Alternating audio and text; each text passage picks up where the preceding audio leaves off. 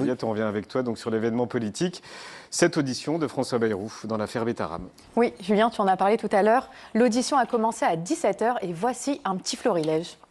Qu'est-ce qui explique qu'en 7 jours, vous faites varier à 4 reprises votre version concernant votre ignorance ou manifestement votre connaissance des faits de violence physique que vous constatez à partir du 15 février et sexuelle le 18 février? Monsieur le député, ma version n'a pas varié. Vous m'interrogez, vous, en montant à la tribune, pour m'accuser d'avoir protégé des pédocriminels. Vous, dans ma vie, on m'a accusé de beaucoup de choses.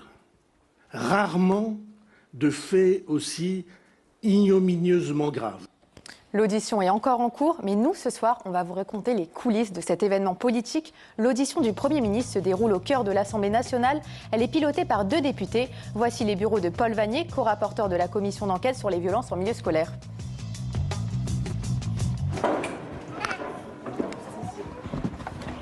Bureau 5500. Bonjour. Bonjour. Enchantée, Juliette. Bonjour. Bonjour, monsieur Vannier, vous allez bien? Très bien, et vous? Super. Je vois qu'il y a un dossier, question Bayrou. Oui. Combien de questions vous avez prévues pour François Bayrou? Je ne les ai pas comptées, mais j'ai travaillé... Une dizaine? Non, une vingtaine? Une centaine? davantage. Plusieurs dizaines de questions, mais certaines peuvent être très, très précises. Appeler une réponse très brève. Vous pouvez nous en lire une? Mais je reviendrai sur peut-être la première déclaration de François Bayrou. François Bayrou a... Ouvrez le dossier. Ah, je le garde encore On pour le moi. filme pas, vous inquiétez pas. Toutes les questions ont été préparées avec sa collègue Violette Spilbout, députée Renaissance. Ils sont donc à l'opposé politiquement, mais travaillent ensemble depuis 3 mois sur le dossier Betaram.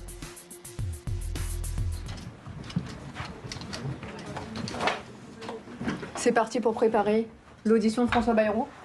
Oui, on est à moins de 2 heures. On a déjà un peu commencé à la préparer. C'est plutôt la fin de la préparation.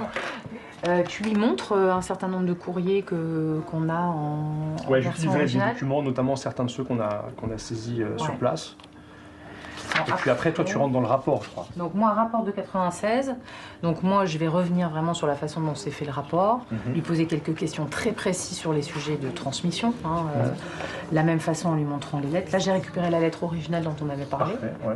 Et ensuite, c'est moi qui y vais sur, voilà, au fond, l'enjeu de sa connaissance ou de son ignorance des faits de violence physique et sexuelle à Betaram.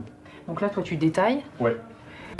Les 2 députés se préparent, l'audition va bientôt commencer. Devant l'Assemblée nationale, les huissiers rappellent les règles pour les nombreux journalistes présents.